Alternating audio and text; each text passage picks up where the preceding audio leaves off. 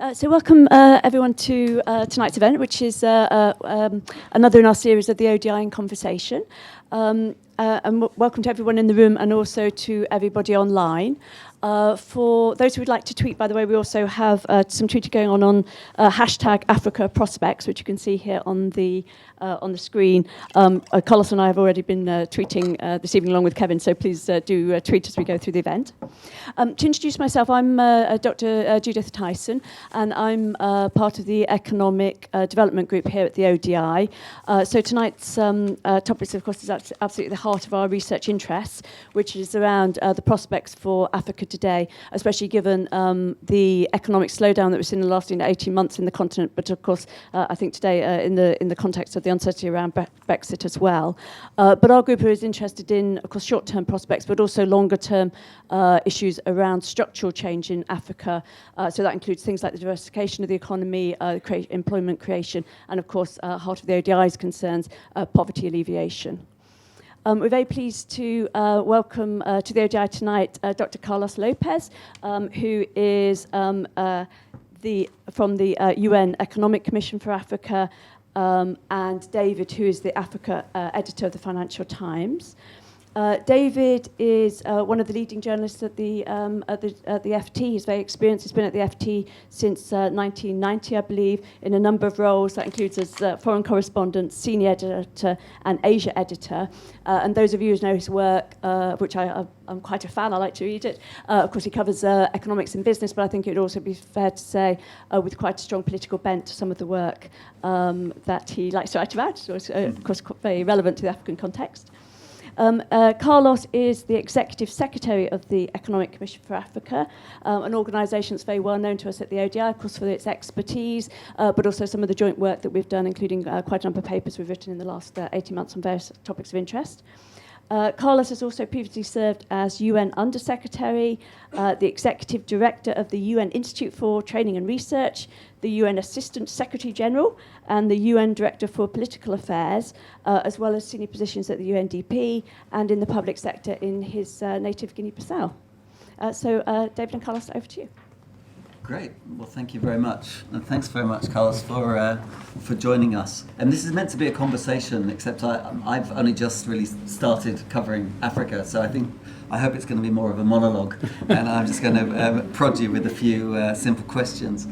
So we're here to talk about Africa, but I don't think anyone here would forgive me, and I wouldn't forgive myself, if we didn't start with Brexit.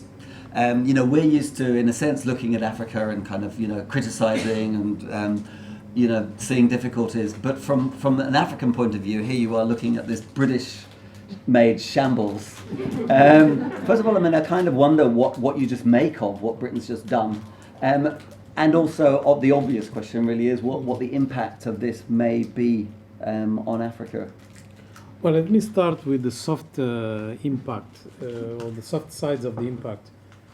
Over the last 2 decades, we have been very busy in Africa putting together the African Union, which is a replacement of the Organization of African Unity. And the proclamation of the African Union was with the objective of being a bit more efficient, making sure that the institutions were of a new generation, more modern, more contemporary. And the model was the European Union.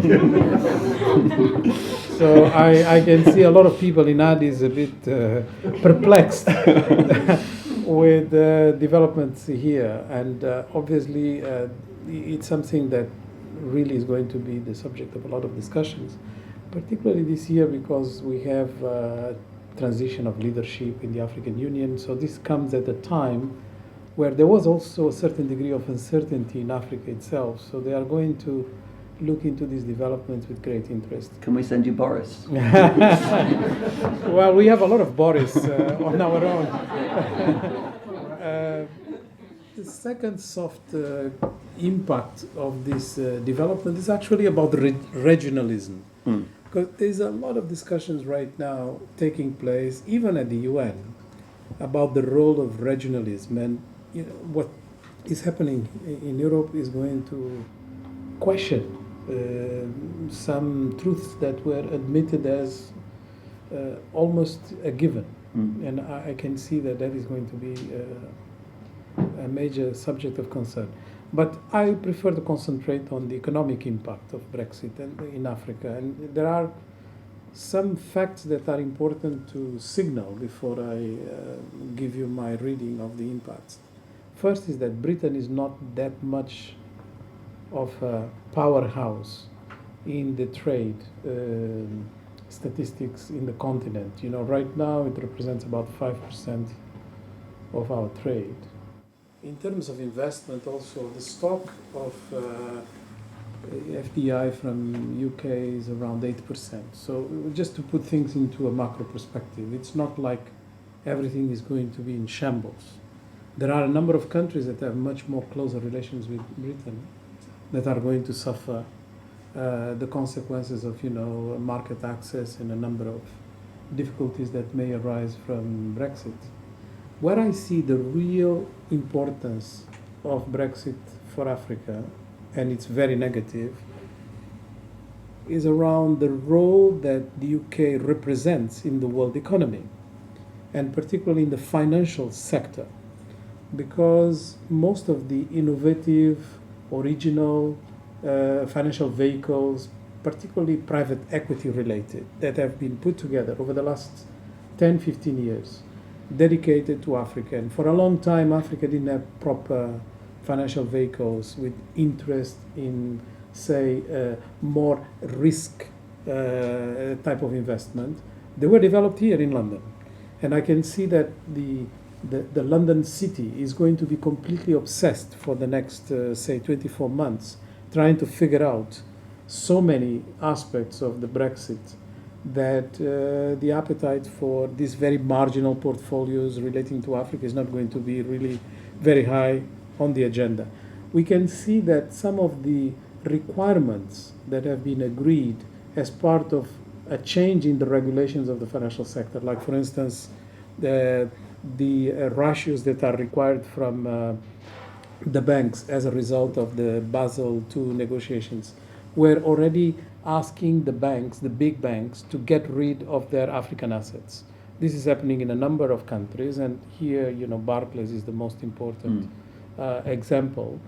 And I can see an acceleration of that phenomena as a result of less risk exposure, and we're going to get rid of the African assets. So that is going to be obviously the first port of call for a number of very important managerial decisions that have to be taken by big banks.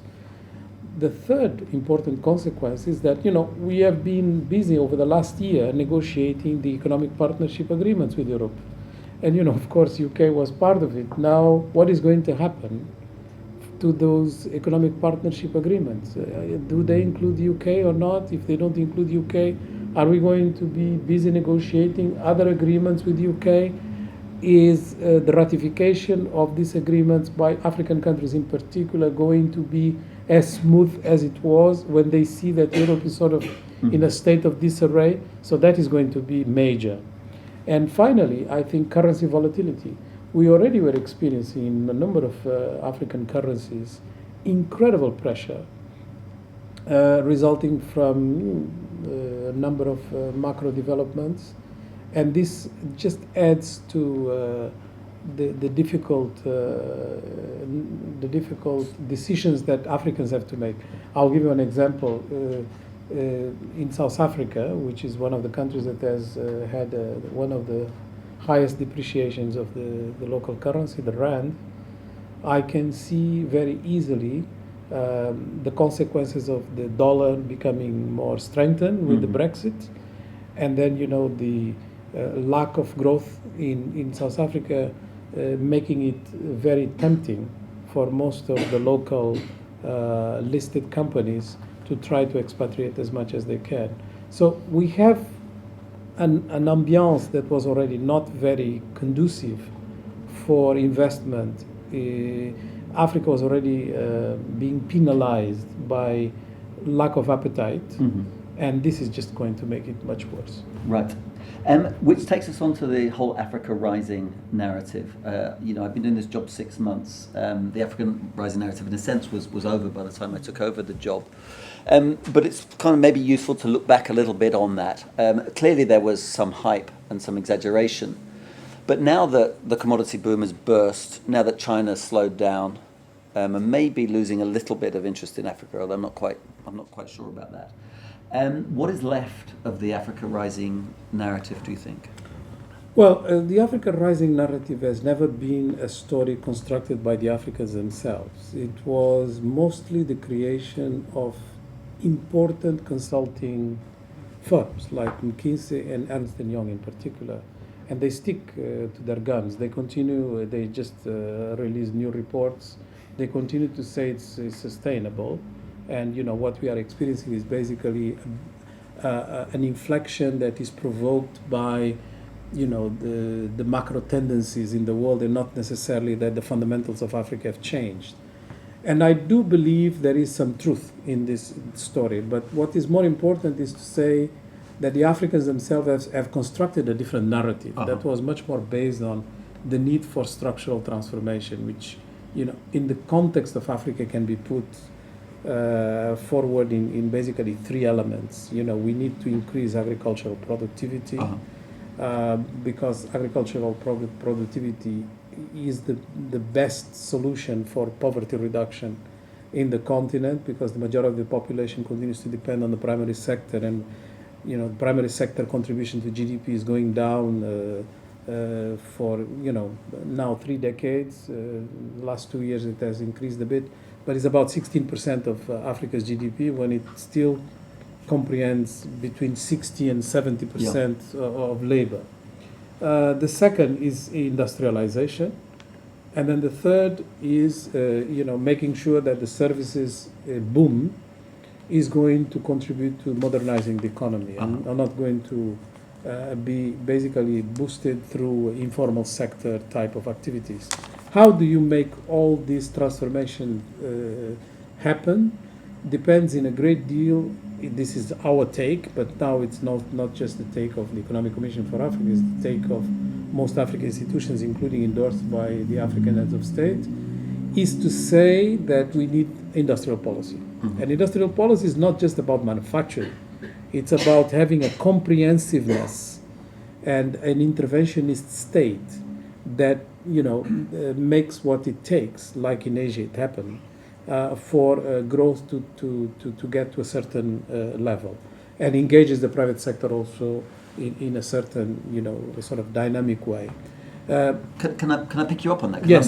Yes. I would like to pick up on various things that you've said, but let's start with industrial policy. And I'm very interested in this, having come from Asia and having seen the successes of, first Japan, then Taiwan, then Korea, China latterly.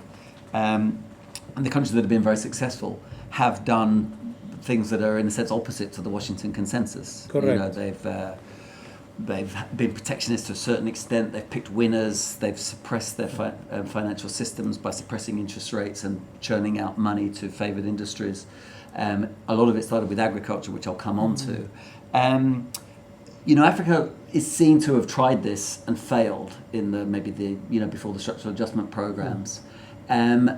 And perhaps some people, even people who are sympathetic to what Asia did, people may say, well, it's too late now. It's too late because of technological advance. It's too late because of the WTO and some of the rules, and you simply could not do what, say, South Korea did, because that would just be illegal, internationally now.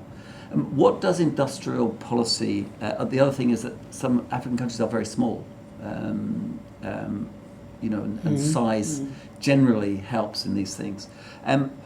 What does good industrial policy look like in an African state these days? Well, I'm glad you mentioned, the latecomer sort of status of industrialization in Africa, because that's where, we really need a much more sophisticated approach. It is true that intellectual property regimes have become extremely complex. Africa has no competence in the field, and that is very much required for you to absorb some of the technological developments. Value chains have become very complex. There is nothing that is produced from A to Z in the same place. Yeah. You need, to include in your value chains even elements that didn't exist when others industrialized, like, for instance, the importance of branding and marketing and all that. The fact that we have trade regimes that are extremely sophisticated and impede most of crude protectionist practices that others have used very effectively to industrialize. The fact that we don't have access to capital the same way as in Asia, they did because they had savings that we don't possess. From agriculture at first, but anyway, we'll go on to that. That they don't possess. And then we can go on with the list. And all of that is true, which means that Africa has a very, very narrow window to practice good industrial policy, but it does have some elements in its favor. So I will just mention 4 that are probably the most important. The first one is the fact that we are going to make industrialization at a time where the costs of energy from renewables matches the cost of fossil fuels, which means that we can immediately leapfrog into green industrialization. Others have to retrofit. That is very expensive. It's very complex on its own. So our interest in technology should focus mostly in frugal innovation and also taking advantage of renewable energy as the propeller of a certain type of industrialization. So that's one advantage that others don't have. And of course, you can add to that the fact that we have one of the largest potential in the world in terms of renewable energy in all categories. The second element is that it's the labor force in the world is going to change. The demographic dynamics are the ones we know. They are going to affect China now big time. About 85 million jobs have to get out of the manufacturing sector in China in the next 10 years. This is Helen Hai's number. Yeah. Well, that is the number of Justin Lin, former chief economist of the World Bank and now Tsinghua University professor and a passionate of Africa. And he says that about 1/3 of those jobs can come to Africa. Which ones? The low value type of jobs. So it's not about producing very sophisticated goods, but maybe starting with the low end of the scale. And the reason why this is very attractive is not because we are going to replicate the export model of Asia, but because, and this is the third factor, African market is going to be very attractive. So it's going to be 2 billion people. By 2050, it is going to be 1.3 billion people in cities. So it's the fastest urbanization in history. And of course, we are already seeing the trends. All reports say that in terms of consumer market attractiveness, Africa is very well positioned. It's just behind emerging Asia. And right now, when you look into greenfield investments in the continent, they are all going into services more than people think are going into minerals and extractives. Not at all. They have become much more focused on services because of this potential that the consumer market is offering. So that is an element that is crucial for us to bear in mind, particularly because it creates the opportunities for the agricultural transformation that Africa has lacked so far. Because we can go into agribusiness, because Africa imports 83% of its processed food. There is no reason why you cannot really start your industrialization with 3 entry points. One is agribusiness, including small and medium scale. Second is value addition of your minerals and extractives, natural resources in general. But we should not be too ambitious on that. I think we have now about 15% value addition on natural resources in Africa. If I say go to 25%, we should be lucky. That means about 7 to 10 million jobs additional per year. And then the third entry point is to import from Asia the low-end production. So it is a very small window. Yeah. And of course, this window also will not be feasible, and this is my last element, without regional integration. We have to create a single market in the continent. And this is a very important discussion that is taking place right now. Again, there's various things I want to pick you up on there. And by the way, I will be opening up for questions shortly, so if you can think of some questions. One is what you said about services. I mean, I've been writing about the economy for 25 years, and I still really have no idea how it works, which puts me in good company with most economists, I think. I mean, I don't quite understand how lots of poor people coming from the countryside to big cities and not making anything, and servicing each other, cutting each other's hair, selling each other insurance, how that becomes a market. Do you not need to create wealth first before you can spend it, or is this just hopelessly simplistic? No, I mean, look, people think that growth in Africa, of course, you have to take out as a parenthesis the last 2 years because they have not been as good as before. Although, I must just for the record state that, in terms of a number of indicators, we are right now, 2016, at levels that are much better than before 2008, which was some of the best years of Africa's growth. So it's not as bad as it looks. But this being said, it's not coming from extractive industries. It's not coming from exports of natural resources, although that is very important for the income of governments. That's not what is propelling Africa's growth. Africa's growth, 2/3 is coming from internal consumption. And right now, GDP of the continent as a whole, 41% is coming from services. So somehow people are actually consuming. And one good example is actually cell phones. The penetration in Africa now is 80%, and the penetration of internet is about 24 to 30%. But in just a few years, according to Cisco and all these different institutions doing empirical research, but also projections on mobile telephony, this is going to be the fastest growing market already. It is the case, but also leapfrogging in a number of areas other markets, like for instance the use of cloud computing. Use of cloud computing is going to be much faster in Africa than it is in other parts of the world. Mobile banking, of course, it's already a sort of a case study. Sure, but I was surprised to see, for example, how much that's taken on with Tanzania. One often hears about Kenya, obviously, but Tanzania is $2.5 billion go over the mobile networks every month. And now, what is fascinating is the number of people that have more than one cell phone. Yeah. One cell phone is already, quite an achievement. But they have more than one cell phone and still don't have latrines. Yeah. This is what Narendra Modi said in India, of course. Yeah. There are more cell phones in India than toilets. Yes. Yeah. Power. So you mentioned renewable power. I don't see how you can industrialize without power. And Africa has been absolutely hopeless. Yes. Nigeria, a country swimming in oil and gas, can't put the lights on. Why not? Well, in 2010, we were investing about $68 billion of different sources in energy infrastructure projects. We are now at 90 billion.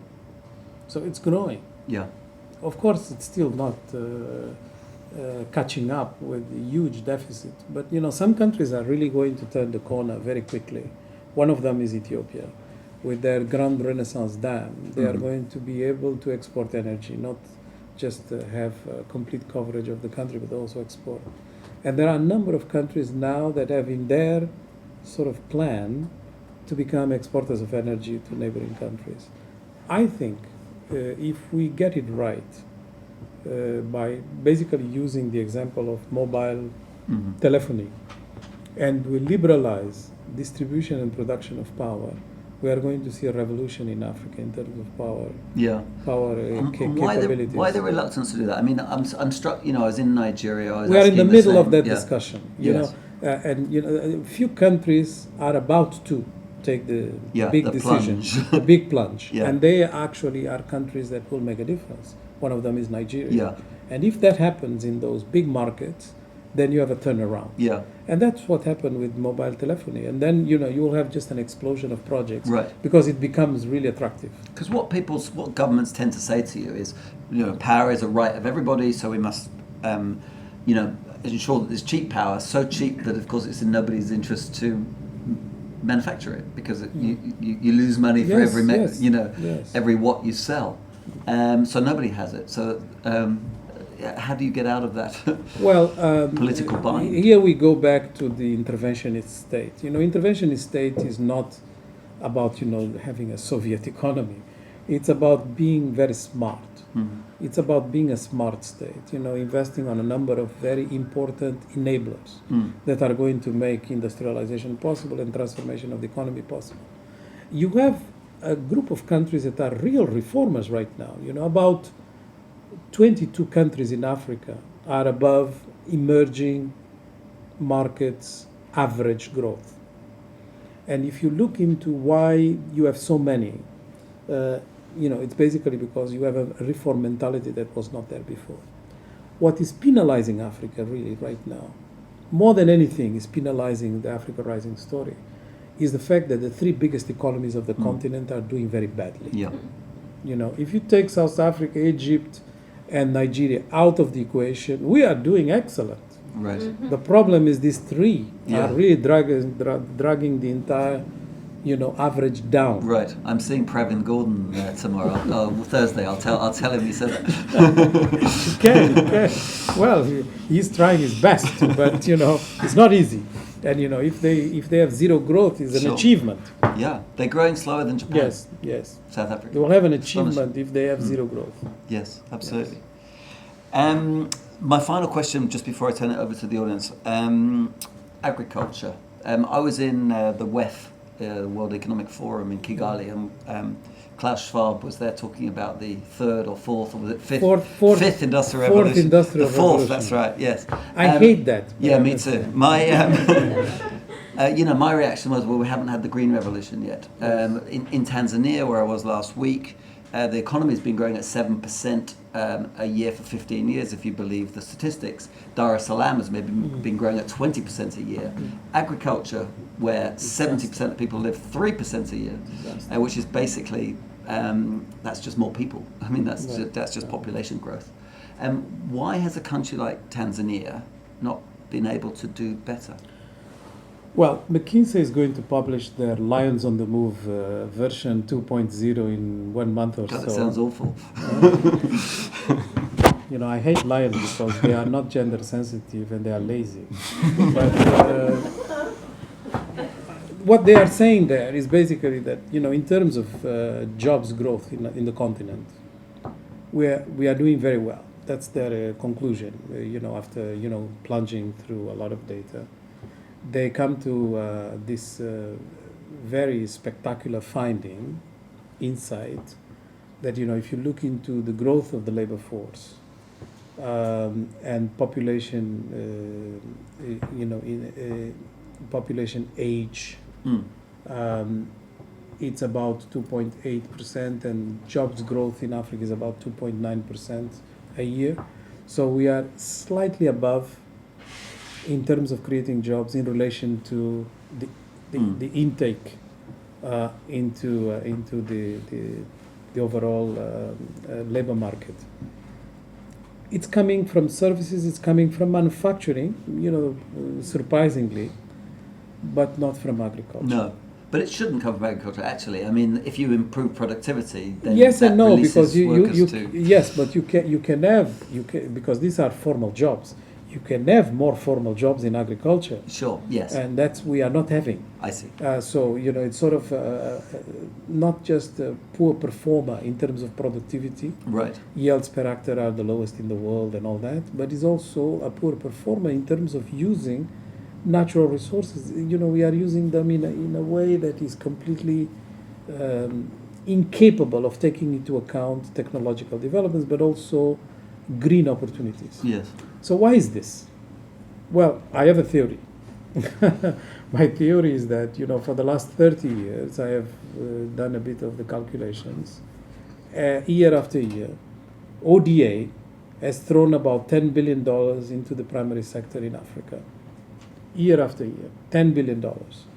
And they have not been able to achieve any growth in terms of productivity and yields per hectare. Why? Because we have been treating agriculture as a social sector. We have been treating agriculture in terms of resilience, drought resilience in particular, then poverty reduction, then we have dealt with food security, and we have done a number of programs to get people just above the water. but we have not treated the sector economically. Uh-huh. We have not invested in agro opportunities for industrialization. We are not taking into account scientific developments that can benefit yields per hectare. We are not dealing with distribution circuits that will allow for a better use of intrants like fertilizers and the rest, access to credit, and only now through mobile technology we are seeing some use of technology getting into the agricultural sector, but the examples are still anecdotal. Uh-huh.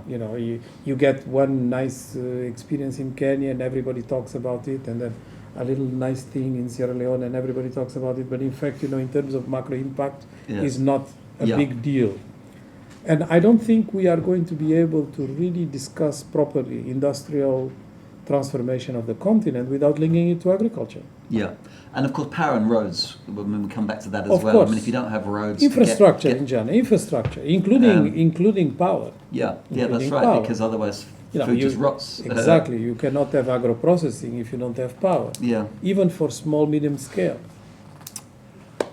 Great. Well, let me open it up for questions. Don't be shy.